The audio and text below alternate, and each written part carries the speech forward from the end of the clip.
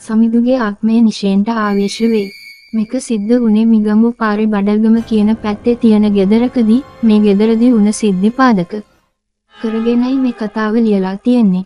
මේ කතාවේ නම් මනක් කල්පිතය වුණත් සමහර සිද්ධි වලට ඇත්තටම මුහුණ දීලා තියෙනවා.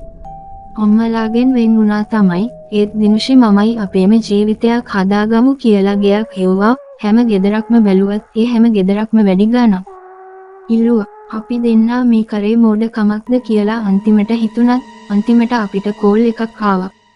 මහත්තයෝ ගයක් නම් හම්බුණා අපේ ගානට. ඒක අපි බලමුද? මේ සිරිසේන නේද? හරි අපි එන්නම්. අපිට ඒක ලොකු සහනයක් වුණා.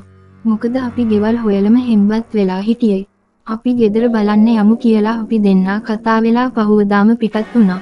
සිරිසේන හොයලා දුන්න ගෙදර බලන්න යන අතරේ මේ පැත්ත හරි නිස්කලංකයි කියලා අපිට හිතුණා. හැම තැනම කොළ පාට පරිසරයේ තිබුණු ගම්බද බව අපේ හිතවලට සහනයක් ගෙනාවා. අපි ගෙදර ළඟට ආවත් ඇතුළට ගියේ නැහැ මොකද ගේට්ටුව වහලා තිබුණ හින්දා.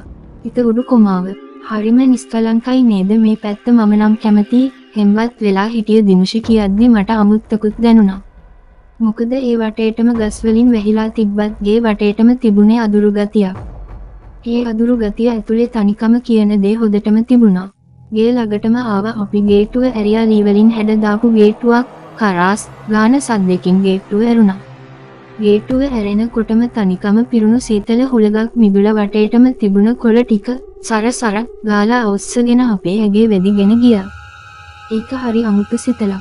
ඒක මටම කියාගෙන දොර පැත්තට ආවා. ඊට උඩු කොමාව. මහත්තයෝ මේ ගෙදර මගේ යාළුවෙක් තමා සෙට් කරේ මහත්තයලගේ ගානට සෙට් වෙනවා. මේක හොඳයි සිරිසෙන කියලා කිව්වත් මගේ හිතේ ලොකු පැහැදීමක් තිබ්බේ නැහැ. ඒත් දිනුෂි කැමති හින්දා මම ඒක වැඩිය හිතුවේ නැහැ. සුදු පේන්ට් එකක් ගාපු තට්ටු දෙකේ පරණ තාලේ ගෙදරක් වුණත් ඒකේ දලා තිබුණු ලොක් එක අලුත් එකක් කියලා අපිට හොදට පෙන්න තිබුණා. අපි ලොක් එක ඇරලා බලනකොට ඒ හැම තැනම මකුළු දැල් පිරීලා තිබුණත් ගෙදර ලී බඩු තිබ්බ එක අපිට ලොකු දෙයක් වුණා. ඒක ඒ හැම තැනම දුවිල්ලෙන් වැහිලා තිබුණේ. අපි වැඩි කල යවන්නේ නැතිව හෙටම සුද්ධ කරන්න හිතාගත්තා. මකුළු දැල් කඩලා දුවිලි පිහදන්න තරක් තිබුණ හින්දා අපි කාටවත් කතා නොකර අපි දෙන්නාම වැඩ පටන් ගත්තා.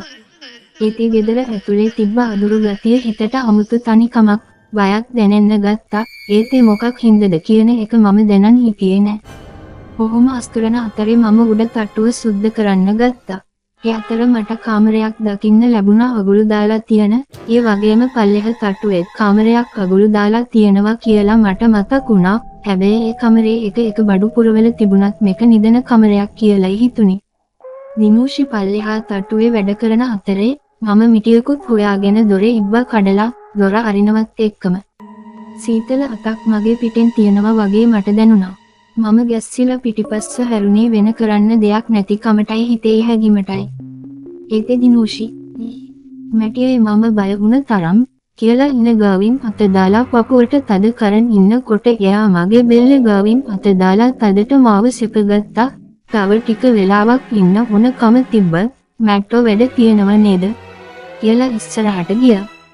මම හැරිලා කමරේ ඇතුළ බලනකොටම නිෂෙන් පොඩ්ඩක් එනවද මේක පොඩ්ඩක් අල්ලන්න.